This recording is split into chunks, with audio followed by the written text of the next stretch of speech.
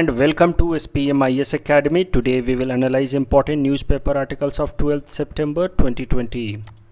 Please note you can download the PDF version of today's newspaper analysis by clicking the link given in the comment section. You can download the PDF version of August 2020 magazine from our website spmisacademy.com. You can also join our WhatsApp group through the link given in the description section for more study materials. This is the list of the topics that we'll cover from today's newspaper. And the first article is taken from editorial segment. It is about 5-point roadmap for Sino-India border dispute. And this topic is important from our syllabus paper for international relations point of view. सबसे पहले ये news article समझते हैं। तो देखो background तो आप सब समझते ही हैं। हाल फिलहाल में there have been series of stand offs और conflicts between Indian and Chinese soldiers at LAC specially in the Ladakh region. तो अब जब इतने सारे डिस्प्यूट के बाद now India's external affairs minister mister S Jaishankar has been meeting with his Chinese counterpart Wang यी।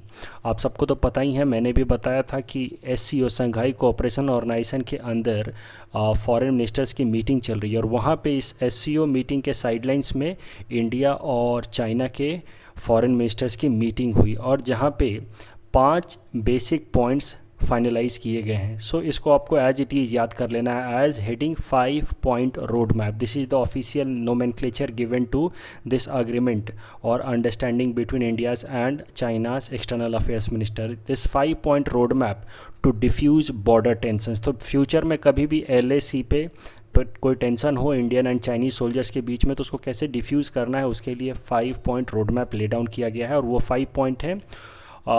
Not allowed difference to become a dispute. तो छोटे मोटे डिफरेंसेस हो सकते हैं, यानी कि इंडियन और चाइनीज़ सोल्जर्स के बीच में कि ये एरिया आपका है या हमारा है, लेकिन इन डिफरेंस को डिस्प्यूट तक हमें लेकर के नहीं जाना है। मतलब थोड़े छोटे मोटे डिफरेंसेस को हमें नेगोशिएशंस के थ्रू रिजॉल्व करना है। We need not to turn hostile. ये है पहले पॉइंट का मतलब।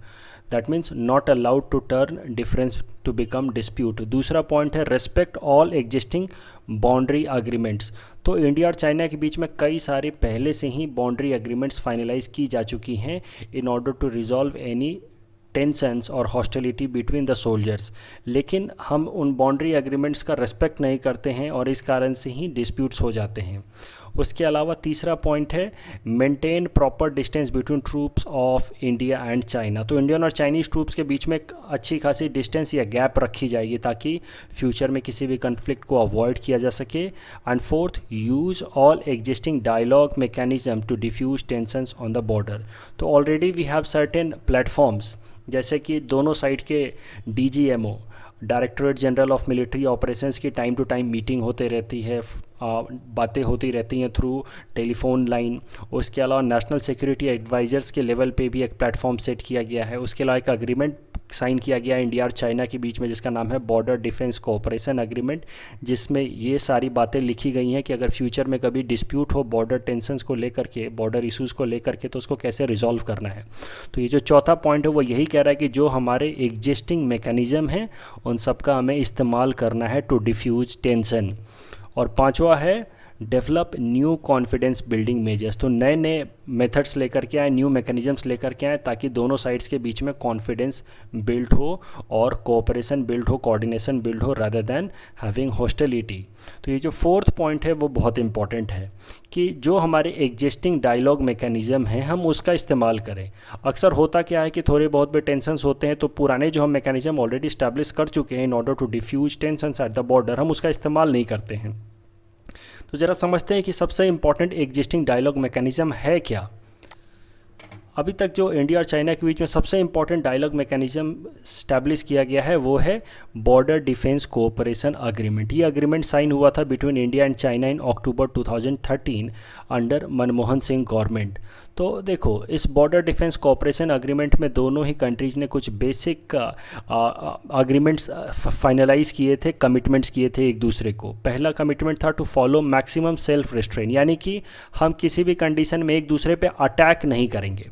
हम आर्म्स वेपन्स का इस्तेमाल नहीं करेंगे। और इसी कारण से जब पेट्रोलिंग होती है बॉर्डर एरियाज़ में तो दोनों साइड्स की अंडरस्टैंडिंग है कि दोनों साइड्स के ट्रूप्स, इंडिया और चाइना के ट्रूप्स वेपन्स लेकर के नहीं जाएंगे, मैकेनाइज्ड वेपन्स लेकर के नहीं जाएंगे। और इसी कारण से आपको बात पता होगी कि गलवान वैली में भी जब कन्फ्लिक्ट हुआ इंडियन और चाइनीज़ सोल्जर्स के बीच में तो दोनों ने कभी वेपन का इस्तेमाल नहीं किया। ऐसा नहीं था कि दोनों के पास कोई मशीन गन या कोई दूसरी तरह की वेपन्स थी। It was a scuffle, hand to hand fight, या आप समझो कुछ बहुत ही क्रूड स्टोन्स वगैरह का इस्तेमाल हुआ against Indian soldiers that led to death of 20 Indian soldiers. तो ये जो स्कफल हुआ था जहाँ पे वेपन्स का इस्तेमाल नहीं हुआ था, that was outcome of this border defence cooperation agreement. अगर इन दोनों सोल्जर्स के पास वेपन्स होते तो फैटेलिटीज़, कैजुअलिटीज़ कहीं ज़्यादा होती, 20 से भी ज़्यादा हो जाती। सो ये आप मान सकते हैं कि बॉर्डर डिफेंस कोऑपरेशन अग्रीमेंट का सक्सेस था that did not allow any kind of weapon in the border region while patrolling. उसके अलावा will not use military capabilities against each other, will avoid patrolling against border areas, information sharing about military exercises. तो अगर एक side की military कोई exercise कर रही है, कुछ ड्रिल कर रही है, तो दूसरे साइड को इन्फॉर्म किया जाएगा ताकि अननेसेसरी कन्फ्यूजन ना क्रिएट हो। उसके अलावा दोनों साइड ज्वाइंट मिलिट्री एक्सरसाइज करेंगे, तो इंडिया और चाइना की आर्मी कुछ कुछ टाइम पे ज्वाइंट मिलिट्री एक्सरसाइज करेगी। और इस कारण से हाल फिलहाल में आपको पता होगा कि hand in hand joint military exercise हुई थी इंडियन और चाइनीज़ सोल्जर्स के बीच में। उसके अलावा हमने ये भी फाइनलाइज़ किया था that there will be regular meeting between high officials and defence ministers. उसी को फाइनल करते हुए बॉर्डर डिफेंस कोऑपरेशन अग्रीमेंट को ही आगे इम्प्लीमेंट करते हुए हमने DGMO लेवल पे, directorate general of military operations level पे एक हॉटलाइन इस्टेब्लिश किया था इंडिया और चाइना के बीच में। और नेशनल सिक्योरिटी एडवाइज़र लेवल पे भी टाइम टू टाइम मीटिंग होते रहती है। लेकिन इन सब के बावजूद भी हाल फिलहाल में पिछले 2-3 महीनों में काफ़ी ज़्यादा हॉस्टिलिटी बढ़ गई इंडिया चाइना के बीच में। उसके पीछे जो एक इम्पॉर्टेंट कारण था कि जो हमारे ऑलरेडी अवेलेबल रिकोर्स हैं, प्लेटफॉर्म्स हैं, हमने उसका सही इस्तेमाल नहीं किया। तो ये जो 5 पॉइंट एजेंडा है उसमें सबसे इंपॉर्टेंट एजेंडा हमने यही लिखा है कि जो भी हमने प्लेटफॉर्म्स इस्टेब्लिश किए हैं आगे से हम उसका इफेक्टिव यूटिलाइजेशन करेंगे in order to diffuse any sort of tensions at the border. The next article is taken from international segment. It is about intra-Afghanistan talks. This topic is important from our syllabus paper 4 international relations point of view. इस article का पहले background समझते हैं, थोड़ा तालिबान के बारे में समझ लेते हैं। वैसे कई दफ़ा तालिबान से रिलेटेड आर्टिकल हम पहले भी कवर कर चुके हैं। देखो, Taliban is an insurgent fundamentalist radical group of Afghanistan. Fundamentalist या रेडिकल लोग वो होते हैं जो किसी एक बेसिक आइडियाज़ को बिल्कुल क्रूड तरीके से इम्प्लीमेंट करते हैं, बिल्कुल फंडामेंटल तरीके से अप्लाई करते हैं without putting their thinking behind it. For example, अगर कोई रिलीजियस प्रिंसिपल है तो उसको बिल्कुल फंडामेंटल तरीके से अगर उनको बता दिया गया कि हमारे रिलीजन में ये लिखा गया है तो बस वो उसको आंख बंद करके फॉलो करते हैं, क्रूड तरीके से फॉलो करते हैं विदाउट क्वेश्चनिंग इट। तो उसको हम कहते हैं फंडामेंटलिस्ट या रेडिकल ग्रुप। और तालिबान इस तरह का फंडामेंटलिस्ट रेडिकल ग्रुप है अफ़गानिस्तान का। और प्रॉब्लम क्या है कि वो लोग इस्लाम रिलीजन को काफ़ी डिस्टॉर्टेड तरीके से इंटरप्रेट करके और कई सारे ऐसे प्रैक्टिस अपनाते हैं that leads to violation of human rights, specially rights of women. तो इस कारण से तालिबान को टेररिस्ट की तरह रिलेट किया जाता है, क्योंकि वो अपने ही लोगों के प्रति अफगानिस्तान के लोगों को ही हरास करते हैं, एक्सप्लॉइट करते हैं in the name of religion, since they are very fundamentalist and radical group. इस तालिबान को सेटअप किया गया था इन 1994 और इसका 2 ही मेन ऑब्जेक्टिव है। पहला, to have a complete political control over Afghanistan, तो पूरे अफगानिस्तान के ऊपर तालिबान का पॉलिटिकल कंट्रोल हो। और दूसरा, दे वांट टू इम्प्लीमेंट शहरियत लॉ इन अफगानिस्तान। शहरियत लॉ आपको पता है एक बेसिक लीगल प्रिंसिपल है इस्लाम के हिसाब से, जिसमें कई सारे लीगल कोड्स हैं, सिविल कोड्स हैं, क्रिमिनल कोड्स हैं कि अगर कोई चोरी करता है तो उसको कैसे सज़ा मिलनी चाहिए, अगर कोई और क्राइम करता है तो कैसे सज़ा मिलनी चाहिए। ये वो इस्लाम के एज इट इज़ जो शरीयत लॉ हैं उसको इम्प्लीमेंट करना चाहते हैं। इसी कारण से इनको फंडामेंटलिस्ट कहा जाता है। अब यही प्रॉब्लम है कि जब ये पूरी तरह से इस्लाम के ओल्डर वर्जन को इम्प्लीमेंट करते हैं तो कई सारे जो उनके प्रिंसिपल्स हैं that comes into conflict with modern principles, जैसे कि डेमोक्रेसी। अब ये तालिबान डेमोक्रेसी को नहीं मानते और ये चाहते हैं कि पूरी तरह से अपना कंट्रोल अफ़गानिस्तान के ऊपर इस्टेब्लिश कर दिया जाए। और अभी भी लगभग 1/3 जो टेरिटरी है अफ़गानिस्तान का उसके ऊपर तालिबान का कंप्लीट कंट्रोल है। आप देखो, ये ब्लू कलर से हमने रिप्रेजेंट किया वो एरिया जहाँ पे तालिबान का कंट्रोल है। और तालिबान धीरे धीरे, देखो ऐसे तो एक रेडिकल आप समझो तो एक सोशल ऑर्गेनाइजेशन की तरह इमर्ज हुआ, धीरे धीरे वो फंडामेंटलिस्ट होने लगा, लोगों को हरास करने लगा in the name of religion. और फिर Taliban developed a broader platform, developed an understanding with a local terrorist organisation Al Qaeda. Al Qaeda आपको पता है, Al Qaeda was headed by Osama bin Laden. तो धीरे धीरे तालिबान और अलकायदा एक ही प्लेटफॉर्म पे आ गए और अफ़गानिस्तान के टेरिटरी से ये ऑपरेट करने लगे। और फिर हुआ क्या, अलकायदा ने 2001 में और 9/11 वर्ल्ड ट्रेड सेंटर पे अटैक कर दिया और ओसामा बिन लादेन ने इसकी पूरी रिस्पॉन्सिबिलिटी भी ली। उसने कहा कि हाँ, ये अटैक उसने ही कराया है। और फिर US started an operation against Osama bin Laden, US started an operation to hunt Osama. और फिर हुआ क्या, तालिबान से पहले यूएस ने डिमांड की, देखो तालिबान अपने आप को कोई टेररिस्ट ग्रुप नहीं कहता, तालिबान तो अपने आप को रिलीजियस कल्चरल ग्रुप कहता है। तो फिर यूएस ने तालिबान से डिमांड की कि ओसामा बिन लादेन को वो हैंड ओवर कर दे, but Taliban refuse to hand over Osama. And then US started an operation और वॉर अगेंस्ट अफगानिस्तान, जिस ऑपरेशन का नाम रखा गया operation enduring freedom. And many other countries, NATO countries like UK, Canada, Australia also took part along with US. और एक साल के अंदर ही यूएस ने बहुत सारे एरियाज़ पे जहाँ पे तालिबान का कंट्रोल था, वहाँ पे तालिबान के कंट्रोल को डिसमेंटल कर दिया। बहुत सारे डीकंस्ट्रक्शन भी हुए, बहुत सारा इंफ्रास्ट्रक्चर भी डिस्ट्रॉय हुआ। And from 2002 onwards US started reconstruction process of Afghanistan. And over a period of time, आपको पता है 3-4 सालों बाद ओसामा बिन लादेन भी पकड़ा गया, he was caught from Pakistan. तो जब यूएस ने ऑपरेशन एंड्यूरिंग फ्रीडम स्टार्ट किया अफगानिस्तान के अंदर, तो Osama bin Laden escaped from Afghanistan and took shelter, refuge in Pakistan, और वो पाकिस्तान के एक टेरिटरी अबोटाबाद से पकड़ा गया and then he was killed, assassinated. तो द पॉइंट इज़ कि वैसे तो ओसामा बिन लादेन को पकड़ लिया गया, लेकिन the US army stayed in Afghanistan for Afghanistan reconstruction process. Reconstruction process का पर्पस था economic reconstruction and political reconstruction. Political reconstruction मतलब तालिबान को पूरी तरह से ख़त्म कर दिया जाए और वहाँ पे डेमोक्रेसी को इंस्टॉल की जाए। That is why US army stayed in Afghanistan. अब what happened over a period of time, पिछले 18 सालों से 19 सालों से, right from 2002 to 2020, US forces are there in Afghanistan. At one point of time more than 1 lakh US soldiers were there stationed in Afghanistan, but फिर भी Taliban remained in power. Taliban को ये पूरी तरह से ख़त्म नहीं कर पाए। जो इनका ऑब्जेक्टिव था कि तालिबान के रूल को पूरी तरह से ख़त्म कर देंगे और अफगानिस्तान को पूरी तरह से डेमोक्रेटिक बना देंगे, ऐसा ये कर नहीं पाए। And Taliban remained in power in some territories of Afghanistan and it is in power till day। और इस कारण से अब जब इतने साल बीत गए हैं और अभी भी तालिबान को ये लोग ख़त्म नहीं कर पाए और यूएस के कई सारे सोल्जर्स मारे गए, यूएस का बहुत सारा पैसा खर्च होता है और इस कारण से यूएस के सीनेट में सवाल उठाए जाने लगे against US policy over Afghanistan. And slowly then US decided to pull over its forces out of Afghanistan. So now US wants to withdraw. अब प्रॉब्लम क्या है कि यूएस विड्रॉ करना चाहता है अफ़गानिस्तान से। 20 सालों तक रहने के बाद भी अब ये तालिबान को ख़त्म नहीं कर पाए हैं। तो अब एक ही ऑप्शन इनके पास बचता है, तालिबान के साथ नेगोशिएट करना कि वी आर पुलिंग बैक और आपको हम थोड़ा पावर ट्रांसफ़र कर रहे हैं और उसके बदले ये नेगोशिएट करके तालिबान को इंश्योर करें कि तालिबान पहले की तरह एट्रोसिटीज़ या इनह्यूमन एक्टिविटीज़ ना करे। आखिर देखो US forces are pulling out, तो यूएस प्रेसिडेंट को कुछ तो दिखाना होगा एज ए कॉन्सोलेशन प्राइज़ कि उन्होंने अफ़गानिस्तान के अंदर कुछ तो पीस एंड स्टेबिलिटी डेवलप की है।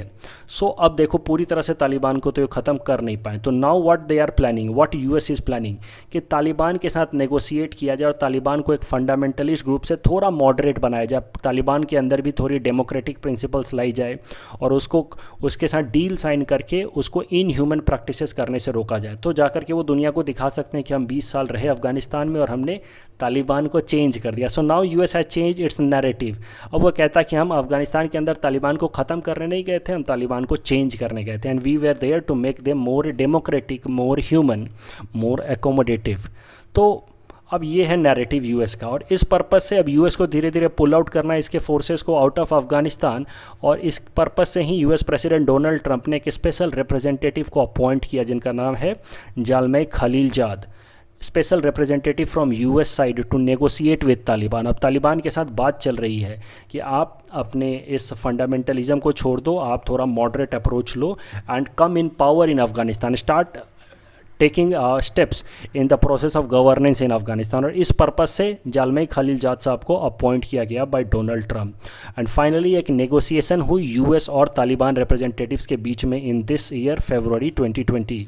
तो 2-3 साल पहले ही जालमई खलीलजाद को अपॉइंट कर दिया गया था फॉर दिस पर्पस। काफ़ी सारे राउंड ऑफ टॉक्स हुए तालिबान रिप्रेजेंटेटिव्स के साथ और फाइनली इस साल फरवरी 2020 में एक मेजर डील साइन हुई। तो जो यूएस और तालिबान की डील साइन हुई इस साल फरवरी 2020 में, उसके इंपॉर्टेंट प्रोविजंस को देखते हैं। इस डील के हिसाब से in coming 14 months US forces will pull out of Afghanistan और तालिबान को कुछ पावर ट्रांसफ़र किया जाएगा, तालिबान को पावर, पॉलिटिकल पावर दिया जाएगा। अब कैसे दिया जाएगा, क्या दिया जाएगा, वो फाइनलाइज नहीं किया गया था फरवरी में, बस ये मोटी मोटी बातें लिखी गई थी that some power transfer will be done to Taliban.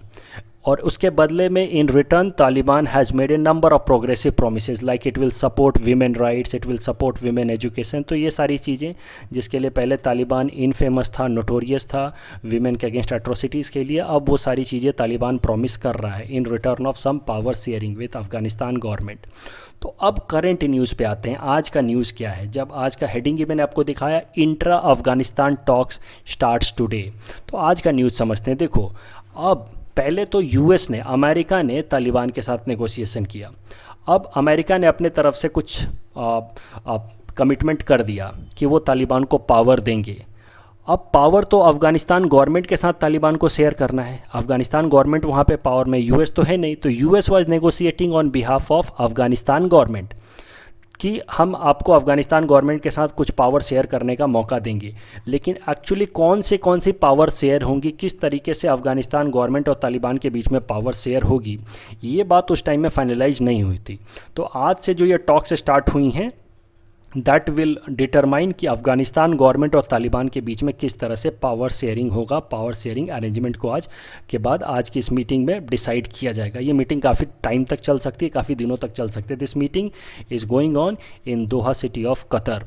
तो पहली जो यूएस और तालिबान के बीच की डील हुई थी वो भी दोहा में ही हुई थी, और आज भी दोहा में तालिबान और अफ़गानिस्तान रिप्रेजेंटेटिव्स के बीच में अब मीटिंग हो रही है regarding power sharing arrangement. Afghanistan is getting represented, Afghanistan government is getting represented by Abdullah who has been appointed as head of the high council of national reconciliation, जबकि तालिबान के कई सारे खुद के उनके रिप्रेजेंटेटिव्स हैं। अब इसमें इंडिया का इंटरेस्ट देखते हैं, आखिर इंडिया को क्या क्या इम्पैक्ट हो सकता है इस डील से।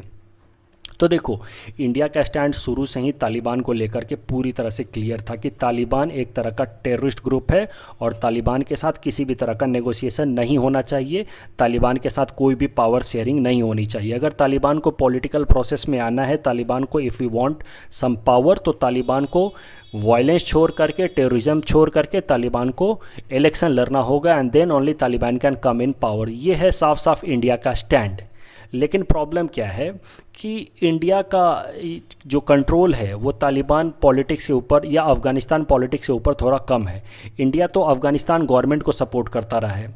अफ़गानिस्तान गवर्नमेंट जो डेमोक्रेटिकली इलेक्टेड गवर्नमेंट है, अभी उसके प्रेसिडेंट हैं अशरफ घानी, तो पहले हामिद करजाई थे, अब अशरफ घानी है। तो जो भी डेमोक्रेटिकली इलेक्टेड गवर्नमेंट आती है अफ़गानिस्तान की, इंडिया उसको सपोर्ट करता रहा है। लेकिन तालिबान को पूरा सपोर्ट पाकिस्तान से मिलता रहा है पिछले 20 सालों में, और पिछले 20 सालों में यूएस के बहुत कोशिशों के बाद भी तालिबान पूरी तरह से ख़त्म हुआ नहीं, और पाकिस्तान तालिबान के साथ मिलकर के इंडिया में क्रॉस बॉर्डर टेररिज्म फैलाता रहता है। तो ये है इक्वेशन, इस फिगर से आप समझ सकते हो। तो naturally India put all its weight after Afghanistan government in order to end Taliban, लेकिन तालिबान ख़त्म नहीं हो पाया।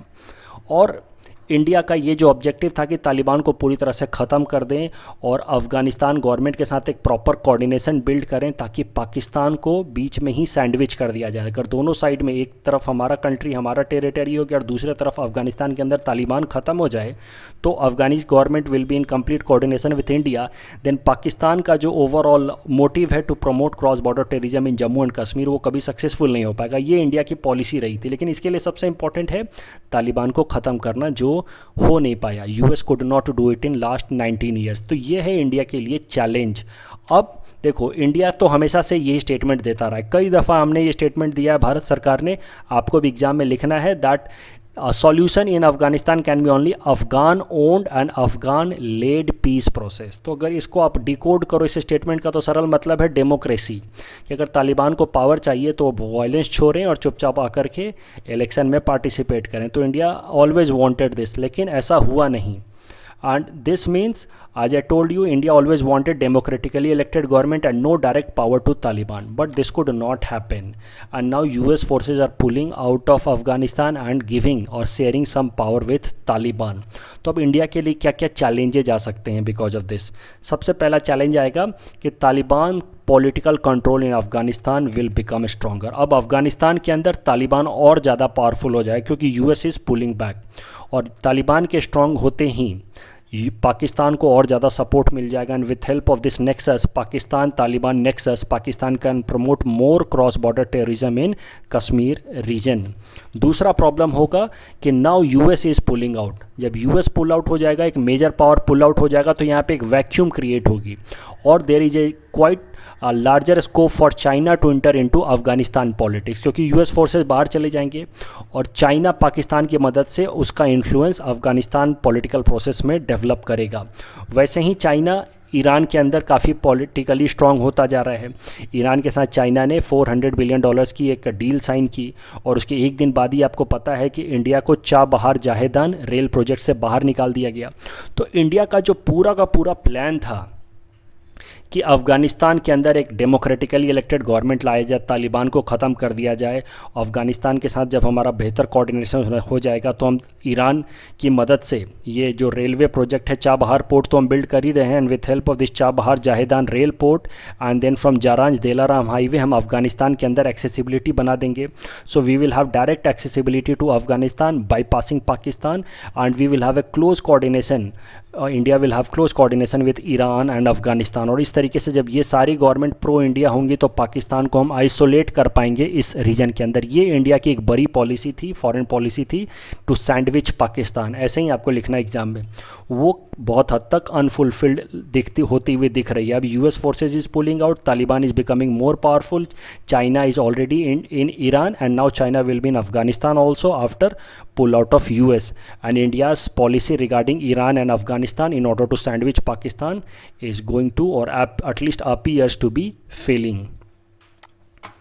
The next article is taken from economy segment. It is about protest against agriculture ordinance. This topic is important from our syllabus paper 4 Indian economy point of view, especially subtopic agriculture issues. तो देखो इसी साल June month में, इन जून 2020 भारत सरकार एक ordinance लेकर के आई जिसका नाम है farmers produce trade and commerce promotion and facilitation ordinance 2020। इस ऑर्डिनेंस का सबसे इंपॉर्टेंट प्रोविज़न मैं आपको बता देता हूं कि इस ऑर्डिनेंस के हिसाब से now farmers are allowed to sell their food crops inter state and even in inter district as well as inter state. तो सरल शब्दों में इसका मतलब समझो। देखो अभी तक कैसा था कि मान लो कोई एक तालुका लेवल पे सेटअप है या कोई विलेज है, वहाँ पे हर एक तालुका लेवल पे APMC agriculture produce market committee नाम है इसका, की मंडी बनाई जाती है, और ये मंडी बनाई जाती है according to the law made by the state government of respective state. और फार्मर्स को कैसा है कि farmers are bound to sell their food crop, जो उनका फर्स्ट क्रॉप होता है किसी भी सीजन का, उसको जा कर के उनको APSC मंडी में ही बेचना है। ये अभी तक का नियम था बिफोर दिस ऑर्डिनेंस। और इस मंडी में बायर्स भी आते हैं और वो मंडी में अपने आप को रजिस्टर करते हैं, और इस मंडी में ही फार्मर्स अपना फूड क्रॉप बेचेगा और बायर खरीदेगा। ये डायरेक्टली बायर को फार्मर के साथ नेगोशिएट करने को अलाउ नहीं किया गया है अभी तक। और ये ऐसा किया गया था, ये ऐसा इसलिए रखा गया था ताकि बायर्स डायरेक्टली फार्मर से नेगोशिएट करके उसको एक्सप्लॉइट ना करें, क्योंकि नेचुरली फार्मर्स को ज़्यादा इन्फॉर्मेशन होता नहीं। इसको हम लोग कहते हैं इन्फॉर्मेशन असिमेट्री। बायर को पता होता है कि मार्केट प्राइस क्या है, कौन से मार्केट में कितना प्राइस मिल रहा है, जबकि फार्मर को पता होता नहीं है। तो वो सस्ते दामों में बेवकूफ़ बना करके फार्मर से सस्ते दामों में फूड क्रॉप खरीद लेता था। लेकिन जब एक बार अब फार्मर एपीएमसी मंडी में जाता है तो मंडी में बोर्ड्स, डिजिटल बोर्ड्स के ऊपर सारे प्राइसेस रिफ्लेक्ट होते रहते हैं कि कौन सी जगह पे क्या प्राइस चल रही है, उस हिसाब से फार्मर और बायर के बीच में नेगोशिएशंस चलती है। लेकिन इसके प्रॉब्लम्स भी आ रहे थे कई सारे। फार्मर्स, अगर बहुत बार ऐसा होता था कि कई सारे बायर्स जो हैं, लिमिटेड बायर्स होते थे, हार्डली 2-3 बायर होते थे, वो आपस में कार्टेल बना लेते थे कि हम तो इससे ज़्यादा में खरीदेंगे नहीं, हम 30 रुपये पर केजी से ज़्यादा राइस खरीदेंगे ही नहीं। तो इस तरीके से फार्मर्स को बेहतर प्राइस नहीं मिल पाता था। The point that I am trying to make कि एपीएमसी के लॉज लाए गए थे और एपीएमसी मंडी बनाई गई थी for the welfare of the farmer, लेकिन इसके कारण फार्मर्स का नुकसान हो रहा था because the buyers made cartel. वो अपने बीच में कोऑर्डिनेशन बना लेते थे और कोई भी फार्मर्स को सही प्राइस ऑफर नहीं करता था। तो इस कारण से अब APMC was brought for the welfare of the farmer but it became a headache for the farmers as well as for the government. तो एपीएमसी को बाईपास करने के लिए, इसके स्ट्रिक्ट कंट्रोल को थोड़ा वीकेंड करने के लिए, रेगुलेट करने के लिए भारत सरकार ये ऑर्डिनेंस लेकर के आई, जिसमें भारत सरकार ने कहा कि फार्मर्स अपना फूड क्रॉप चाहे तो एपीएमसी मंडी में बेच सकते हैं और चाहे तो कहीं बाहर उनको बेहतर प्राइस मिलता है इंटर डिस्ट्रिक्ट, दूसरे तालुका में या दूसरे स्टेट में, तो वहाँ भी बेच सकते हैं। तो ऑफकोर्स इस ऑर्डिनेंस का पर्पस था कि फार्मर्स को बेहतर प्राइस दिया जाए उनके क्रॉप के ऊपर, ताकि उनकी ओवरऑल इनकम इम्प्रूव हो। Farmers are no longer bound to sell their food crop in APMC market only. इसके अलावा देखो होता क्या है, एक और कंडीशन थी। इस आर्टिकल को समझने के लिए हमें ये भी समझना होगा कि नॉर्मली अगर फार्मर्स का फूड क्रॉप बायर्स नहीं खरीदते इन एपीएमसी मंडी, तो नियम यह है कि वहाँ पे फूड कॉरपोरेशन ऑफ इंडिया, जो एक भारत सरकार की कंपनी है, food corporation of India farmer से वो फूड क्रॉप खरीदेगी at MSP, minimum support price. लेकिन प्रॉब्लम क्या है कि एफसीआई के जो रिप्रेजेंटेटिव्स हैं वो कई सारे मंडीज़ में पहुंचते ही नहीं हैं, उनका सेटअप वहाँ पे होता ही नहीं है। तो ओवरऑल ये ऑप्शन भी फार्मर्स को नहीं मिल पाता है और फार्मर्स को अपना फूड क्रॉप बायर्स को ही बेचना पड़ता था। So this is the setup. Farmer जाएंगे एपीएमसी मंडी में, अपना प्रोडक्ट बेचेंगे बायर्स को, और अगर उनको बेहतर प्राइस नहीं मिलता है then they will sell their food crop to the FCI at MSP. But the problem is कि at many APMC mandis FCI के जो रिप्रेजेंटेटिव्स हैं, एफसीआई का सेटअप होता ही नहीं था, तो एफसीआई प्रोक्योरमेंट करने जाती ही नहीं थी काफ़ी सारे एपीएमसी मंडीज़ पे। So this is the earlier establishment, but now what I told you, according to this new ordinance, farmers are allowed to sell their products interstate so that they could fetch better returns on their product. अब current news क्या है? Current news ये है कि भारत सरकार ने ये ordinance तो लाए इसलिए कि फार्मर्स को बेहतर रिटर्न मिल सके, farmers should know longer be bound into APMC mandis. लेकिन अब प्रोटेस्ट हो रहे हैं, specially in the state of Haryana. Haryana के फार्मर्स और फार्मर ऑर्गेनाइजेशंस प्रोटेस्ट कर रहे हैं। फार्मर्स क्यों प्रोटेस्ट कर रहे हैं अब ये हमें समझना होगा, क्योंकि भारत सरकार तो फार्मर्स के वेलफेयर के लिए ऑर्डिनेंस लेकर के आई है कि फार्मर जाकर के बाहर भी बेच सकते हैं। बट फार्मर्स को ऐसा लगता है कि भारत सरकार ये ऑर्डिनेंस इसलिए लेकर के आई है कि वो अब थोड़े टाइम बाद एफसीआई और एमएसपी का provision run by the central government उसको बंद कर देगी। अब ये कॉम्प्लेक्स चीज़ है, इसको ज़रा फिर से ध्यान से समझो। भारत सरकार ने अलाउ किया कि फार्मर्स अपना फूड क्रॉप बाहर जाकर के किसी दूसरे स्टेट में बेच सकते हैं। फार्मर ऑर्गेनाइजेशंस, फार्मर्स, कुछ पॉलिटिकल फार्मर्स, वो क्या इसका मतलब निकाल रहे हैं कि भारत सरकार कह रही है कि आप जाकर के बाहर किसी मंडी में बेचो। इसका मतलब ये है कि भारत सरकार ये फूड कॉरपोरेशन ऑफ इंडिया का सेटअप एपीएमसी मंडीज़ में धीरे धीरे ख़त्म कर देगी और एमएसपी का जो स्कीम है फार्मर्स वेलफेयर के लिए, फार्मर के बेटर प्राइस रिटर्न के लिए ऑन देयर फूड क्रॉप, उसको ख़त्म कर देगी। अब ये रिलेशन आपको समझना है। तो ये रिलेशन थोड़ा डिफ़िकल्ट है समझना, बट स्टिल कुछ लोग यही इन्फर कर रहे हैं। अब देखो ये जो प्रोटेस्ट हो रहे हैं, इतने सारे दंगे हो रहे हैं, अब लोग तो यही मान रहे हैं या कि ये दंगे कराने के पीछे पॉलिटिकल अंडरस्टैंडिंग है, बट ओवरऑल इसको नाम ये दिया जा रहा है कि farmers are unhappy with this ordinance. Farmers को डर है कि धीरे से भारत सरकार ये एमएसपी का प्रोविज़न ख़त्म कर देगी। तो ज़रा ये भी समझते हैं कि आखिर फार्मर्स को ऐसा डर है क्यों, उनको किस बात पर डराया जा रहा है। आखिर कुछ तो ग्राउंड होगा कि भारत सरकार एमएसपी ख़त्म कर देगी। तो देखो फार्मर्स को किस ग्राउंड पर डराया जा रहा है, वो है Shanta Kumar committee recommendation of 2014। Bharat सरकार, ये जो प्रेजेंट गवर्नमेंट है, when it came for the first time in power इन 2014, तो इन्होंने एक कमेटी बनाई शांता कुमार कमेटी, जिसमें उन्होंने कमेटी को काम दिया कि आप बताओ कि कैसे हम लोग फूड कॉरपोरेशन ऑफ इंडिया को ज़्यादा इफ़िशियंट बना सकते हैं। तो शांता कुमार कमेटी रिकमेंडेशन क्या थे वो देखते हैं। शांता कुमार कमेटी ने रिकमेंड किया that FCI should hand over all procurement operations of wheat, paddy and rice to the states that have sufficient experience and infrastructure for procurement. और इसमें उन्होंने आंध्र प्रदेश, छत्तीसगढ़, हरियाणा, मध्य प्रदेश, उड़ीसा और पंजाब का नाम दिया था। इस बात को समझते हैं आखिर शांता कुमार कमेटी ने क्या रिकमेंड किया। देखो, शांता कुमार कमेटी ने इस डायग्राम की मदद से एक्सप्लेन किया। देखो, जैसे बहुत सारे गवर्नमेंट स्कीम चलते हैं, नेशनल फूड सिक्योरिटी एक्ट, उसमें क्या करती है सरकार की तरफ से एजेंसी होती है फूड कॉरपोरेशन ऑफ इंडिया, वो गांव-गांव में जा कर के फूड क्रॉप खरीदती है MSP पे। मान लो 35 रुपये में राइस खरीदा, 25 रुपये में वीट खरीदा, और उस MSP पे राइस वीट को ख़रीद करके गवर्नमेंट के FCI गोडाउन में उसको स्टोर करती है। फिर उसको गाँव-गाँव में जा कर के, अलग अलग स्टेट्स में जा कर के उसको नेशनल फूड सिक्योरिटी एक्ट के अंतर्गत सस्ते दामों पर बेचती है थ्रू फेयर प्राइस शॉप्स, जैसे कि 2 रुपये में राइस, 3 रुपये में वीट। तो इससे होता क्या है कि it leads to wastage of efficiency, it leads to wastage of food crops.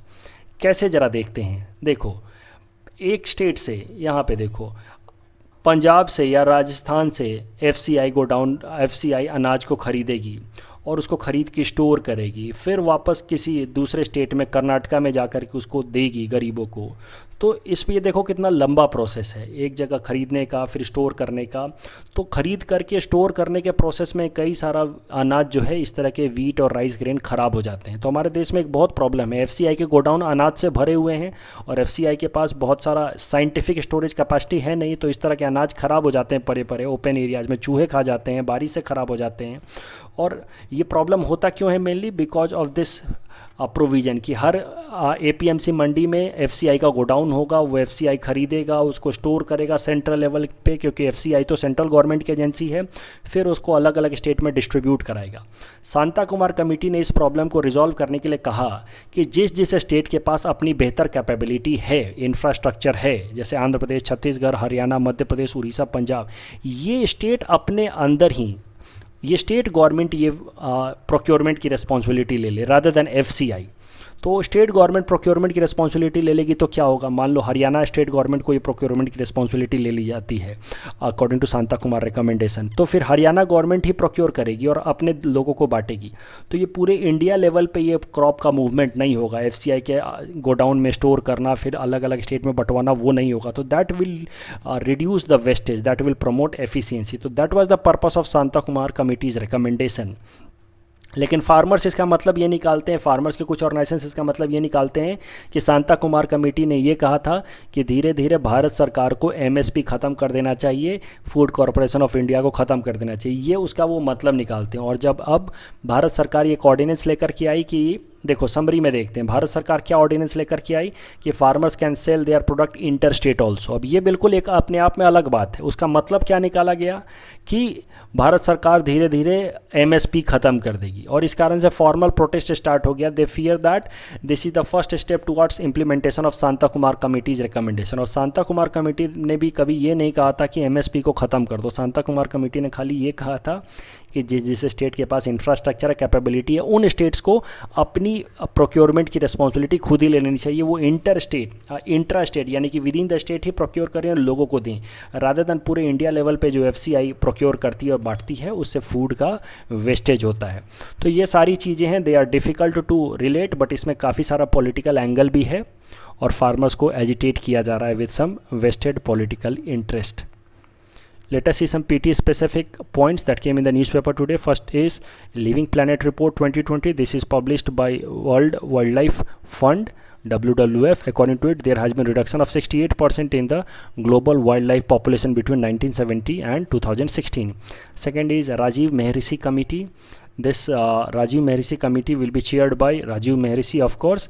इसका function होगा to measure the impact on the national economy and the financial stability of waiving of interest and waiving of interest on the COVID-19 related moratorium. In our segment, most probable PT topics for upcoming APSC prelims, the topic number 10 is E-Thunlai. So, Bodo Sahitya Sabha has signed an agreement with a digital company, Ascosis, to digitalize Bodo language. Digitalization of Bodo language means making all important literature of Bodo language available online. The digitalization project of Bodo language has been named E-Thunlai. Thunlai in Bodo language perhaps means literature. Please attempt this question that is based on this topic. Topic number 11 is about Gan Nagai Festival. Gan Nagai Festival is the largest post-harvest festival of Zeliangrong people of Assam, Manipur, Arunachal Pradesh. It is celebrated in the November-December month, and it is this month in this by Zeliangrong people are known as Gangbu month. Please attempt this topic and this question that is based on this topic. Topic number 12 is Northeast Gas Grid Project. The Northeastern Natural Gas Pipeline Grid is the 1656 kilometer long pipeline which connects Guwahati in Assam to major cities in the region such as Itanagar, Dimapur, Kohima, Imphal, Aizawl, Agartala, covering all 8 northeastern states region. The project is critical towards implementing government's hydrocarbon vision of 2030 for northeastern states. Indradhanush Gas Limited, which is a joint venture of companies IOCL, ONGC, GAIL, OIL and NRL, is implementing this project. Please attempt this question that is based on topic number 12. This is the answer of question number 7 to 9 that we had given in yesterday's newspaper analysis. Please attempt today's question and you can submit the answer in the comment section. We will be sharing answer of these questions in tomorrow's newspaper analysis. That's all from our side for today. Thanks for watching.